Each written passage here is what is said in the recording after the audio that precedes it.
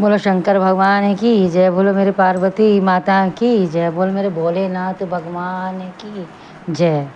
असली पौराणिक एवं प्राचीन सोमवार व्रत कथा। श्री सोमवार व्रत कथा। एक समय नैमिषारण्य तीर्थ पर 88,000 ऋषि और मुनि श्री वेद व्यास जी के शिष्य सुत जी से पूछने लगे कि हे मुनि श्रेष्ठ, इस कली काल में समस्त प्राणियों को मनोवांछित फल प्रदान करने वाले व्रत की कथा विधि विधान सहित कहिए, जिससे मनुष्य के पाप नष्ट होकर समस्त कामनाओं की सिद्धि प्राप्त होवे। ऋषि और मुनियों की इस पवित्र धारणा का स्वागत करते हुए श्री सुत जी बोले कि सभी कामनाओं को सफल करने वाला सोमवार का व्रत है, सो मैं आप सबसे स्नेहवश सोमवार व्रत कथा, सौम्य प्रदोष तथा और 16 सोमवार व्रत विधि सहित वर्णन करता हूँ। ध्यान लगाकर सुनो। सोमवार व्रत का महत्व व विधि। सुत जी बोले कि सोमवार व्रत साधारण है और दिन के तीसरे पहर तक करना चाहिए।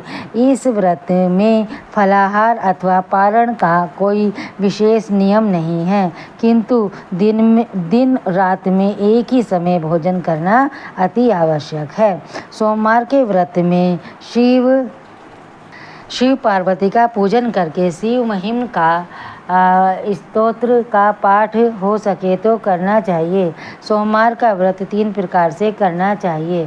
प्रति सोमवार को साधारण, दूसरे सौम्य प्रदोष और तीसरे 16 सोमवार। इन तीनों की विधि एक ही है। पहले शिव पार्वती का पूजन करना चाहिए, फिर कथा श्रवण करनी चाहिए। इन तीनों की कथा अलग अलग है, सो आगे कहता हूँ। अब सुनिए आप सोमवार व्रत कथा। प्रति सोमवार साधारण व्रत कथा। प्राचीन काल में एक धनवान सेठ था, जिसके यहाँ धन की कुछ भी कमी नहीं थी, परंतु सब कुछ होते हुए भी उसे एक बड़ा भारी दुख संतान न होने का था और पुत्र प्राप्ति की चिंता में हर समय बेचैन रहता था।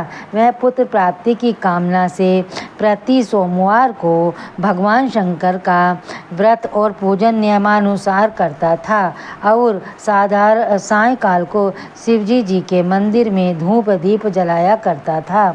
उसकी सच्ची श्रद्धा भक्ति देखकर एक समय श्री जगत माता पार्वती ने श्री भगवान भोले भंडारी से अनन्य विनती के साथ हाथ जोड़कर कहा कि हे त्रिलोकीनाथ, यह सेठ आपका भक्त है, इसलिए आप इस पर कृपा कीजिए, इसकी मनोकामना पूर्ण कर दीजिए। श्री पार्वती जी की यह बात सुनकर देवों के देव श्री महादेव जी बोले कि हे गिरिजा, यह संसार एक कर्म क्षेत्र है।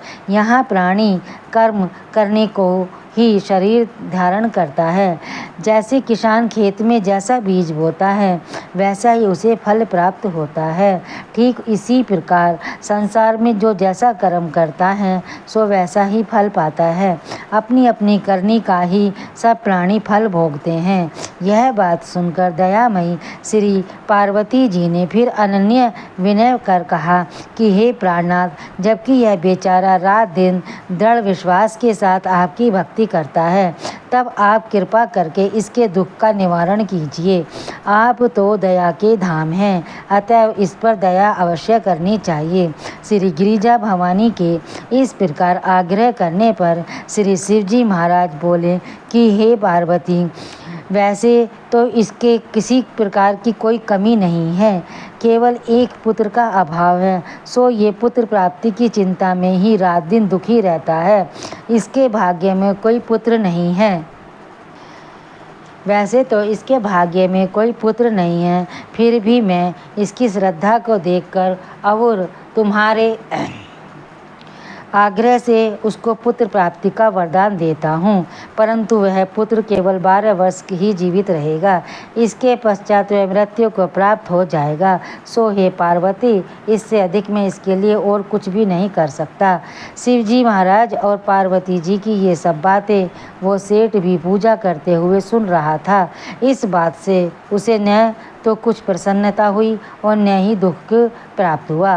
वह उसी प्रकार प्रत्येक सोमवार को श्री शिवजी महाराज का व्रत व पूजन करता रहा। इस प्रकार करते करते बहुत दिन व्यतीत हो गए।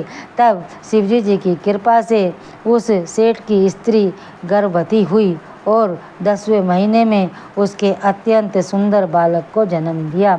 सेठ के घर में बहुत बड़ी खुशी मनाई गई, परंतु सेठ को उसकी केवल 12 वर्ष की आयु जानकर कोई प्रसन्नता नहीं हुई और न ही उसने यह भेद किसी को प्रकट किया। इस प्रकार प्यार दुलार में वह सुंदर बालक 11 वर्ष का हो गया।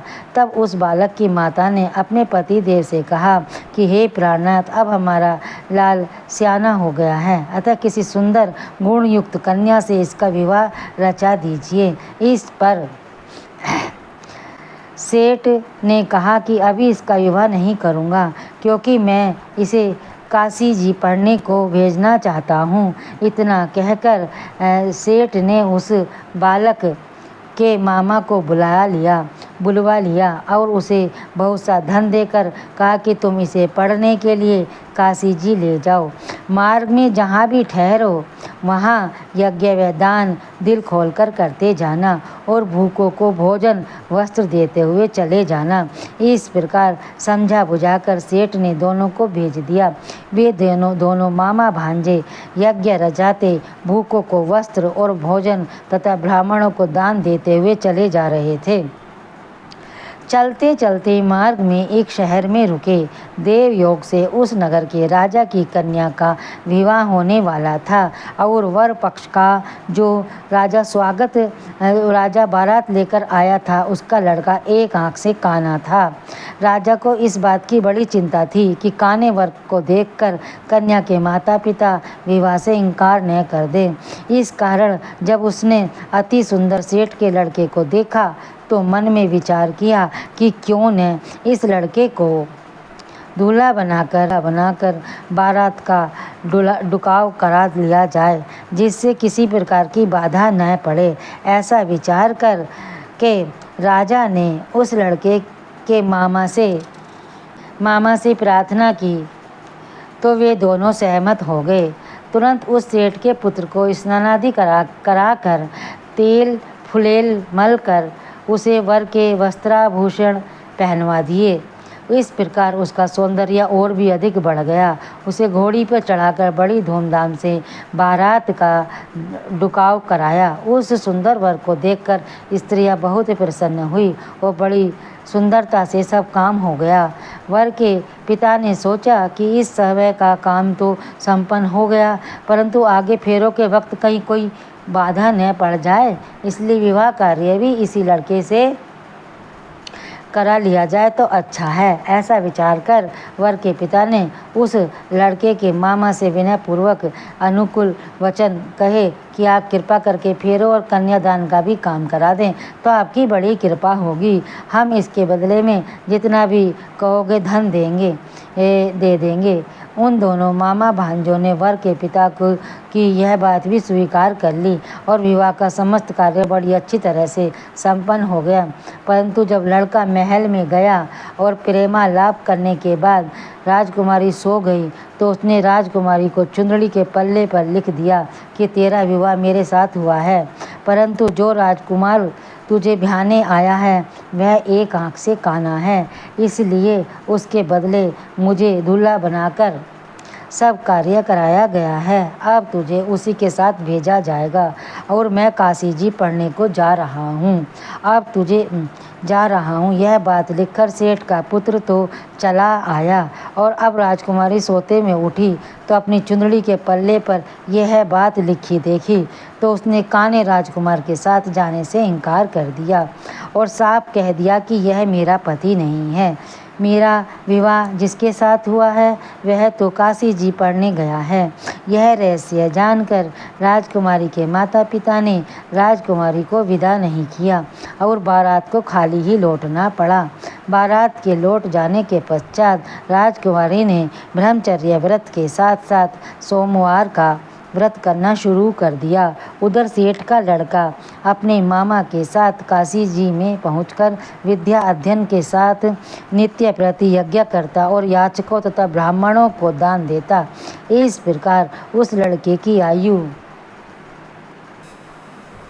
आयु 12 वर्ष की हो गई। तब एक दिन उन्होंने यज्ञ रच रखा था कि उस लड़के ने अपने मामे से कहा, आज मेरी तबीयत बहुत खराब है।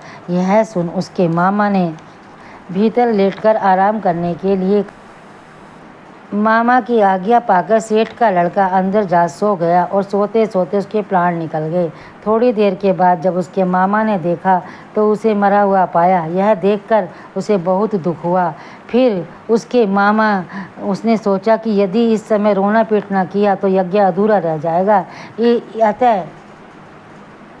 अतः उसने धैर्य धारण कर यज्ञ को संपूर्ण कराया और ब्राह्मणों को भोजन वस्त्र व दान देकर विदा कर दिया। यज्ञ में सब देवताओं सहित वहाँ शिव पार्वती जी भी आए हुए थे। माता पार्वती जी ने तमाम हाल जानकर और सुंदर गुणयुक्त सेठ के पुत्र को मरा हुआ देखकर शिव जी से कहा कि हे प्रभु, यह तो उसी सेठ का पुत्र है जो कि आपके वरदान से हुआ था। पार्वती जी की यह बात सुनकर शिव जी ने कहा, हे पार्वती, इसकी आयु इतनी ही थी सो ये भोग चुका है। तब पार्वती ने जी बोली कि हे प्रभु जी, यह यज्ञ में समस्त देवताओं सहित आपने जो भोग यज्ञ के ग्रहण किए हैं वे सभी निषेध हो गए, क्योंकि यह यज्ञ के समय से ही मरा पड़ा है, इसलिए आपको इसे जीवन देना चाहिए। दूसरे एक अबला के साथ इसका विवाह हुआ है और वह आज तक आपका व्रत और पूजन प्रत्येक सोमवार को करती है। उसकी आत्मा की पुकार को भी आप स्वयं जानते हैं, क्योंकि आप समदर्शी हैं। तीसरे इस लड़के का पिता प्रत्येक सोमवार को आपका व्रत और पूजन कर रहा है। क्या वह आपका परम भक्त इसका मरना सुनकर दुख नहीं पाएगा? सो हे प्रभु, आप कृपा करके इसे जीवन दान दे दीजिए। इस प्रकार पार्वती जी के बार बार आग्रह करने पर शिव जी ने उसको जीवन दान दे दिया।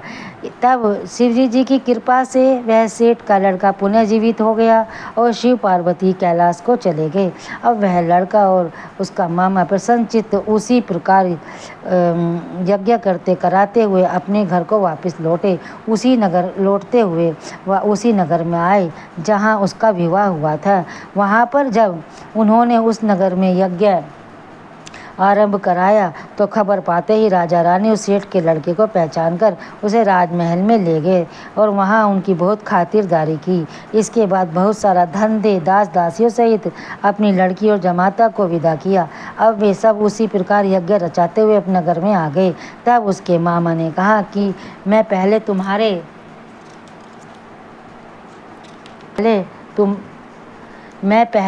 तुम्हारे घर जाकर खबर कर दूं। इतना कहकर मामा चल दिए। उस समय उसके माता पिता अपने ऊंचे मकान की छत पर इस विचार से बैठे हुए थे कि यदि हमारा पुत्र सकुशल वापस लौट आया तो हम भी छत पर से उतर आएंगे, अन्यथा वहीं से गिरकर अपने प्राणों का अंत कर देंगे। अपने प्राणों का सकुशल लौट आया तो हम नीचे उतर आएंगे, अन्यथा वहीं से गिरकर अपने प्राणों का अंत कर देंगे।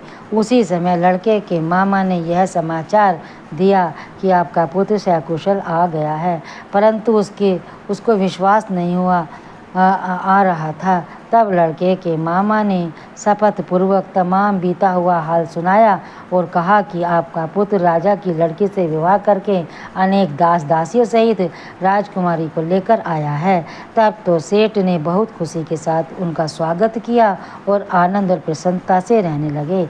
इसी प्रकार जो कोई सोमवार के व्रत को धारण करेगा अथवा इस पुण्य प्रदान करने वाली कथा को पढ़ेगा या सुनेगा, उसके सब दुख दरिद्र नष्ट हो जाएंगे और उसकी सब मनोकामनाएं पूर्ण होगी, इसमें तनिक भी संदेह नहीं है। इति सोमवार व्रत कथा के बाद आरती अवश्य करनी चाहिए। कथा के बाद आरती करने पर ही कथा पूरी मानी जाती है और कथा में कोई भूल चूक या गलती हो गई हो तो आरती करने के बाद वह गलती माफ़ हो जाती है। ओम नमः शिवाय। बोल शंकर भगवान की जय। बोलो मेरे भोलेनाथ भगवान पार्वती माता की जय। ओम नमः।